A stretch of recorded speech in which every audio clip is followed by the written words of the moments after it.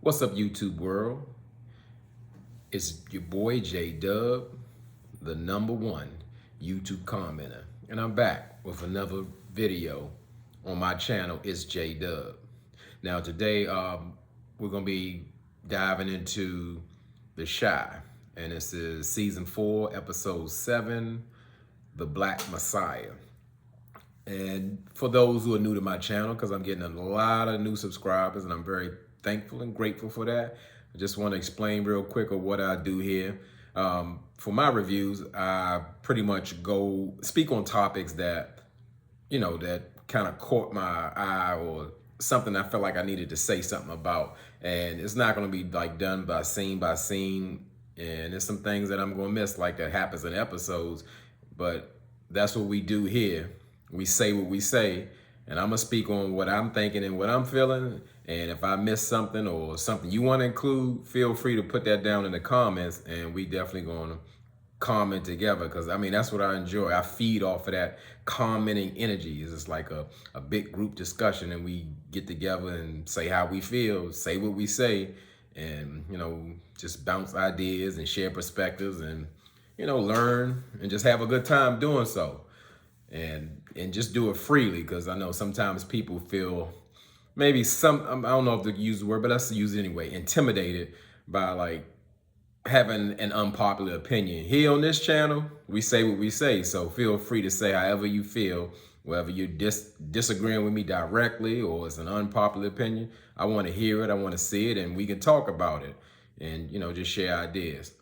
So we're gonna get into The Shy, and I also like to give people my perspective, because again, you're on my channel, so I want you to know or have a great idea of how I feel about certain shows. And really with the Shy, I've been watching from the beginning, and shoot, I could almost do a rant on it, because is at times I feel like The Shy plays on our intelligence.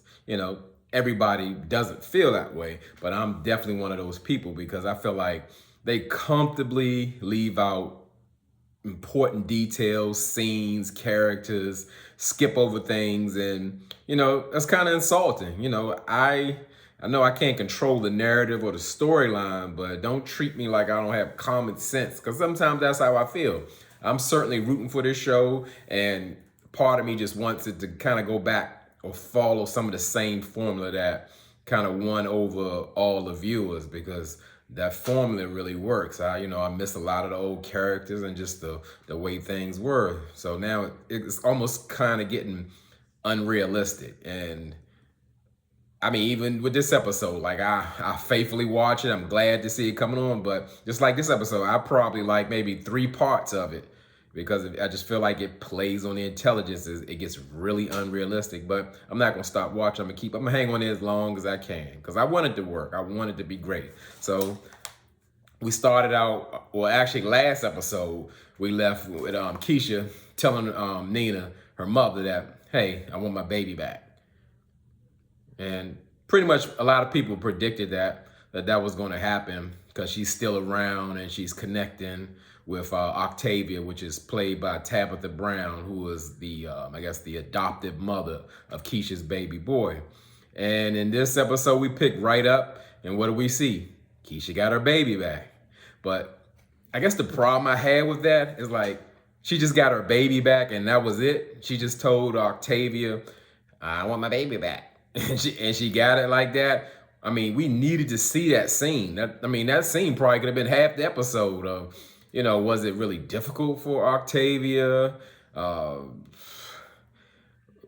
did Keisha really ask? Was it any conflict? Was it a sad part that, like, Octavia finally got the baby she wanted? Now as soon as she get it, it's getting taken back. I mean, it goes on, and that's, I'm gonna say, as inconsistent as The Shy is, that's what they do. They're consistently inconsistent. I needed to see that scene.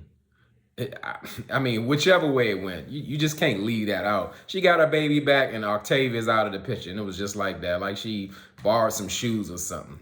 I ain't with that. I don't like that at all. That's my intelligence. I feel like it's played on. So as far as like dealing with the baby, Nina was really giving Keisha, or trying to see where her mind's at, because it's like a real difficult situation of like asking her or letting her know, like, hey, a baby isn't always quiet, and have you really thought about your future? You work in a thrift store, you're not going to want to work there all the time. And like Octavia could have really gave that baby a great life. And Keisha got an answer for everything, and it's just she comes with the answers and or attitude. Yeah, she's been through a lot, and I feel like Nina's like been real or super patient with her, and she rightfully so, because Keisha's been through a whole lot, especially being kidnapped and all of that, and then getting pregnant by her kidnapper. Nina's very involved, but at times it feels like she's almost abandoned Kevin.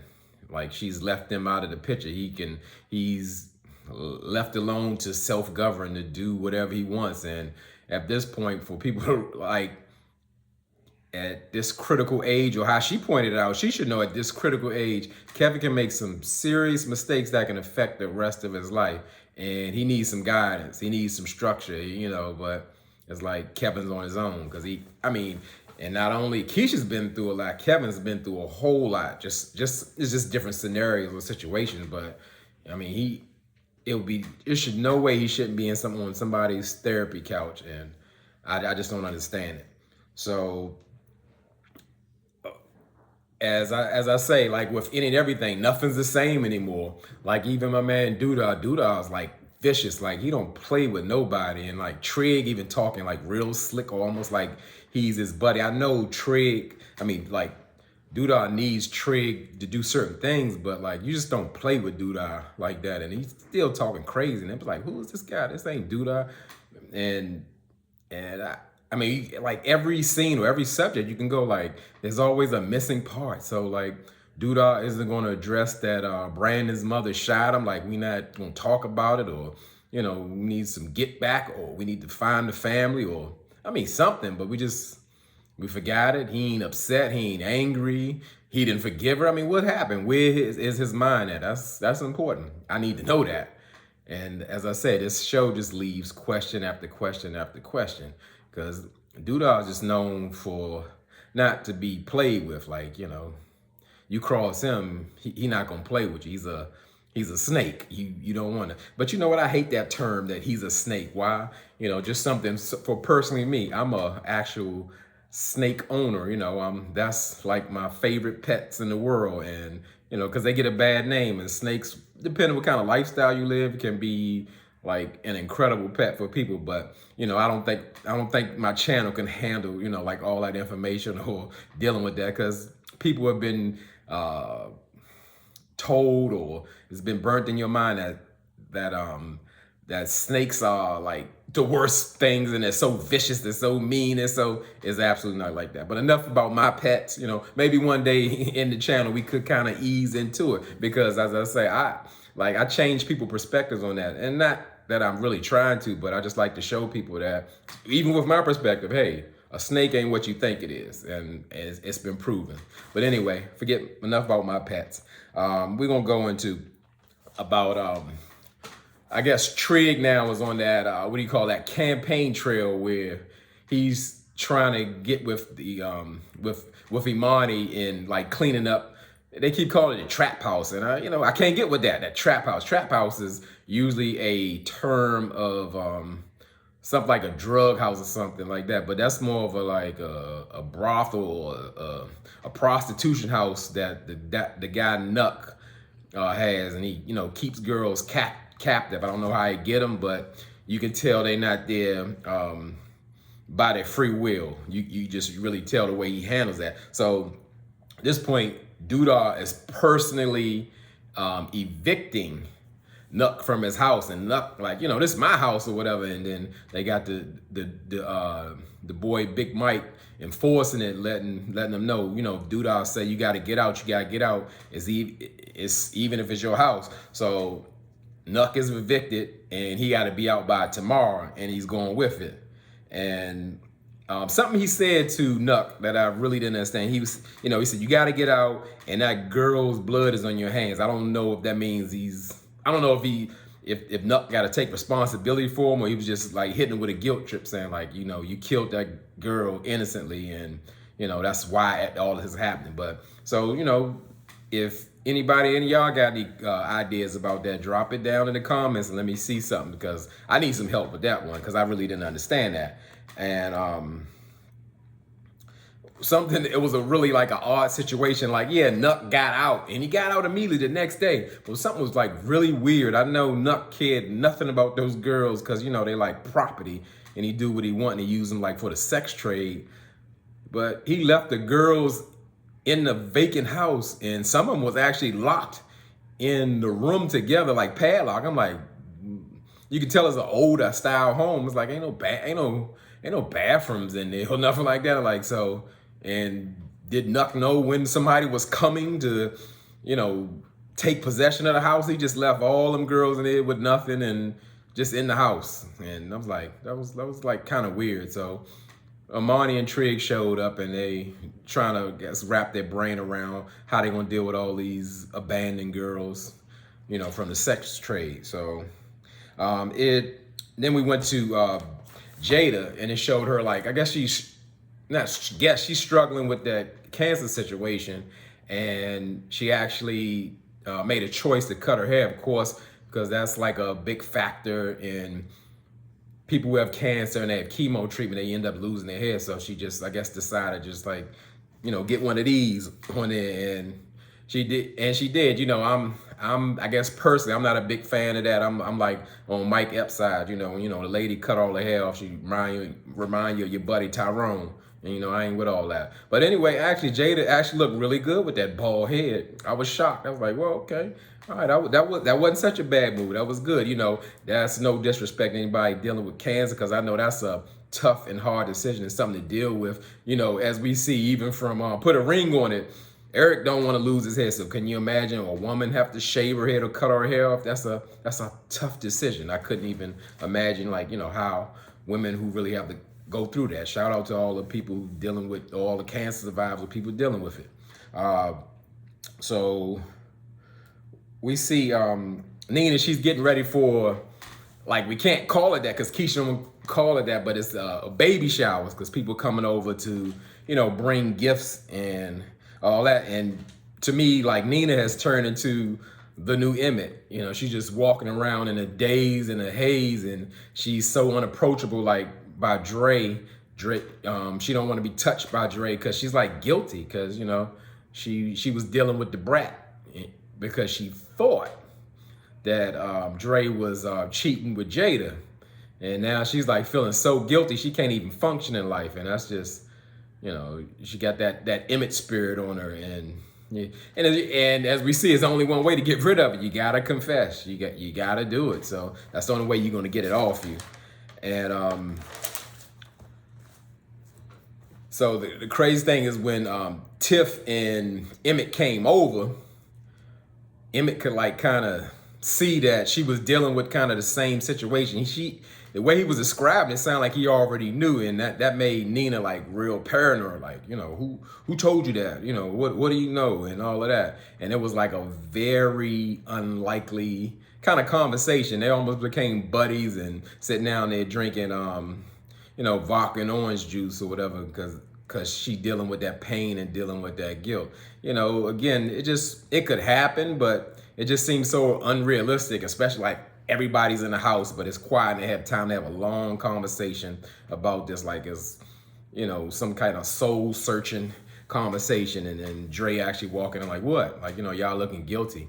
But I guess one thing, when Emmett and Tiff got in the house, which was one of my favorite parts, Emmett's becoming like one of my favorite characters.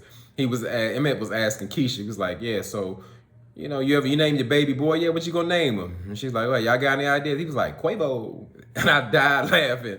And Tiff actually asked, she suggested that Keisha named the baby Denzel. And Emmett was like, that's gonna be a little tough for him to live up to, And it's funny, those are kind of the bright spots of this show, because as I say, this is how I feel. I support the show. I like the show. I'm gonna keep watching, but I feel like it plays on my intelligence, and I don't like that. Give me the story, give it to me right, give it, So anyway, we go to a scene where Jake is asking Trigg and Imani for some money because he want to take his new girl Gemma, Kev's old girl, to like the spring dance. And again, it goes into some unrealistic, cringeworthy scene like the Shy is kind of consistently does. It's just like now they telling Jake about, you know, romance and how he needs to, I guess, like, yeah, step his game up, and then they show him how to do the step in the name of the love dance and all that. I mean, I'm like, oh my goodness, what is it? I thought it was going to turn into a musical. I was like, this ain't it. This ain't it. So yeah, the Shy, this was going on. But something that really surprised me, like with a scene where Nina was dealing with Kevin. Now, as I told you, I just feel like she's abandoned the process. And I listen to other commenters because, you know, I'm into them comments. I'm the #1 commenter, so I get with other people's comments. And some people believe like Nina is just like overwhelmed, so that's why she don't deal with Kevin. But the way she was speaking to him, I hope she was drunk off that vodka and orange juice, because she, you know, she was like just picking with Kevin, like, yeah, you know, why you listen to that music? Oh, it's so loud and all that. And oh, so you walking around here mad about you know, little Gemma and she messing with Jake and all that? I'm like, that's your mother? Like, she showed no sympathy at all. And in real life, they know this boy is depressed, and he got every right to be. He been through hell and back. And you know, you agitating him when he needs like comfort and support and all of that. Like, this is an important time. And yeah, that it may seem dumb or minor, like, oh, your little dumb girlfriend or whatever. But like, this is the end of the world to him. He's suffering on top of all this other stuff he has not dealt with. And as I said, to me, Dre was the more level-headed, trying to, like, you know, say back up off of him and, you know, give him a break or whatever. But like, Nina's like oblivious to like anything he went through or was going through. And that's just I really can't never get used to that. I'm like that's your mom and that's how she doing you, she treating you. You know, I know parents are people too, but it's like nothing there. So so I'm looking at, I go with Papa. So Papa, he's at, you know, the only restaurant in Chicago, which is Smokey's, Emmett's restaurant, because that's all they ever show.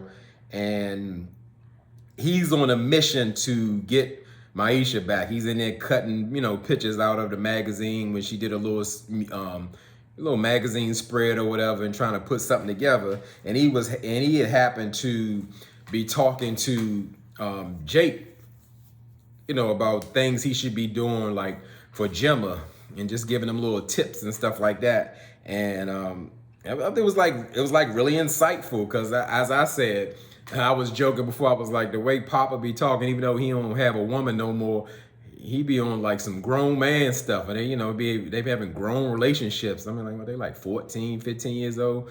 Papa up there breaking down love languages for Jake and all that, and I'm like, this is deep, this is heavy. Like I said, what, they 14, maybe 15 at the max, and they break down love language. I mean, to be real, I learned about love language a few years ago, and I'm grown, so I mean, it's really that important. But what does a 14-year-old, 15-year-old need to know about love languages? And I'm like, wow, you know, they put all that on Papa, and I could believe a kid's that insightful, but that's just a lie. He's living like he's like a little grown man.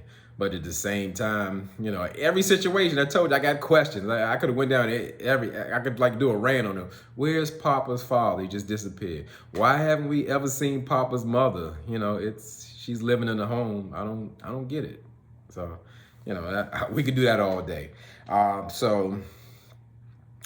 They showed the young lady, I don't remember her name, who Kevin has a crush on. I didn't realize that she is like the daughter of that couple who Trigg was dealing with in that domestic violence situation. And, you know, Kevin is like trying to pursue her, trying to connect with her, you know, because he's seen her come out a video game store. He was standing in line that he couldn't get, and it just was awkward and weird. She come out, you know, they shut everybody down. They can't get a video game. She's just walking in her hand, and, you know, he tried to, you know, spark up a conversation, like, let me come with you. And actually, like I said, I don't know the girl's name, but she was kind of sharp and she was like a witty, and I did like that they brought that kind of character into the situation, because she's like, your mother let you go, just anywhere with a stranger like you just met or whatever. And it's like, yeah, I'm governing myself. You're like, you got some white parents, and it was funny. Like I said, there's only a few bright spots in this episode, but the new girl from the domestic abuse home, she's a bright spot. And so we go to the city of Chicago. Now we on the "We Are What We Need" campaign, and everybody's putting up signs and they having touching moments, and they did a remix of the '90s song "You Will Know" with like the all men group of famous singers. And it's just so touching, people helping old ladies with groceries, they cleaning up, they passing out free food. Big Mike, the enforcer and killer of the 63rd Street gang, is counseling a young car thief and giving him a hug. I'm like, I'm just shaking my head. I'm like, oh, we doing this for real? Cringe worthy. That's what I can tell you. And so they go to a scene where Jada and Nina were just having a heart-to-heart conversation, and Jada was just expressing how, it's been hard, it's been tough in her journey and all that, and she was very appreciative of Nina of lending Dre to her, because, she's been her support system, but really it's been secretly. And Jada's just sitting there joking like, ha, ha, ha. If it was me, I would definitely think something was going on. And Nina was like, and then Jada was peeping that face, and she was like, oh, so you thought something was going on? You know us, we wouldn't do that. And then, Nina's face was just cracking. And she was like, I did something bad. I cheated on Dre. And Jada just told her what she told Emmett, or like, you gotta confess, you gotta tell her. And Nina's just worried about Dre leaving her, and Jada reassured her like, hey, Dre is the kind of person that sticks around, she doesn't give up, so you just got to get it off your chest. But it was funny to me that Jada was like, well, if it was me, I'd have been suspicious or thinking something. I'm thinking like, well, why would you force Dre? If you can say that word, you just press Dre out about, you got to keep this secret. You can't tell her. You can't do this. And then sending her cryptic text message at 1 o'clock in the morning talking about, thank you for keeping my secret and all that. Like, it's almost like, I know you were going through it, Jada, but it's like you were okay with her being in trouble. And again, that's why Dre should have protected her relationship and, just laid down the law with Jay. Like, yeah, I'm here to support you, but I can't be sneaking around and doing all kind of crazy stuff in my marriage for you. I got to let her know, or I got to be honest, and I'll make sure we keep your secret together. But she didn't do that. And then, the brat got to her. So got to Nina. So that's how I go. And here we got a scene where Kevin with the young lady got a crush on. I thought they were going to her house to play video games. They went to some kind of gaming house where like all kids hang out, and they just playing video games on multiple video screens. And they really took the time to make us watch them play a video game. Like, it's so many places we could be going in the city of the Chi, and scenes we could see instead of watching them really play a full car soccer video game. I'm like, the Chi, what's going on? Tell me something. But okay, so we go to the next scene, and we see Trig again playing Mr. Officer. He's going to the domestic violence. It's like his second time going back to the house and checking on things. And, they got something going down. And I get it. Like, all this is a result of dude defunding the police and everything. However, realistically, Chicago got almost 3 million people in it. And let's just break or shave a number and say the black community is maybe 1 million people. So Trig is now responsible for solving 1 million people's problems day and night of going, somebody's having a argument or a fight and somebody called his cell phone and he got to be there. Like Chicago's like twice as big as DC, and you telling me is a handful of people that governs it and polices that section? I mean, it's ridiculous, but okay, it's the Chi, so we're gonna go with it. It's ridiculous, but at this time he went to visit the domestic violence couple home, and they in full domestic violence mode, and they just going at it. What's different this time is the girl Charity, that's her name, in the house. Her brother's there, and he's protecting Charity in the situation. But the guy, the husband or boyfriend, let's say call him a boyfriend, in the situation got a cut on his face, and he's saying that Charity did it, and they just going at it. And Charity's brother's trying to protect him, and Triggs like telling the guy who lives there, go outside, cool off or whatever. And he's trying to defuse the situation. And what is crazy so about it, like police officers are not safe in those domestic violence situations. It's common for police officers to get hurt, shot, killed, and all those. And Trigg is going to talk it out by himself with a gun in a hostile situation. And so in the end, this part was realistic. They got into it. Charity's brother pulled out a gun on the boyfriend that lives there. Trigg disarmed him. The boyfriend picked the gun up and shot her brother and killed him. And yeah, that was pretty realistic. Like, Trigg, you think you could handle that situation, especially on your own? And yeah, that was realistic. So he got like a wake-up call, like thinking like, damn, can I really do this? Can I handle this? And it's a lot. So, and I guess maybe my third bright spot was actually the ending. It showed Keisha going through like the nightmares and the flashbacks of her being kidnapped and everything. And it was a real powerful scene. You know, like she was taking you there, and she just like came out and woke up and got to her baby and was like, that's Ronnie. When she saw the scene of Ronnie saving her. And I thought that was a very fitting name. It did exactly what Jada said. When you name your baby after the person, it allows the person's legacy to live on, because that's who actually saved her from her kidnapper. And that was very fitting. And that's one of the characters, one of the many characters of the old Chi that I missed. Rest in peace, Ronnie. And I thought that was great. That was a great scene. It was believable. It was powerful. Yeah, I felt something of it, and that's what it's about. So, in a nutshell, that was it for the Chi for me. And as again, I'm hopeful that it improves and gets a little more realistic. But I'm gonna keep supporting and watching it, because I have thoroughly enjoyed it, and I really want to see this show win. So, as I say all the time, y'all, proving without a doubt that y'all here with me, supporting and rocking with me. Y'all could be anywhere in this YouTube world, but you choose to be here with me. I appreciate that, and I really mean it.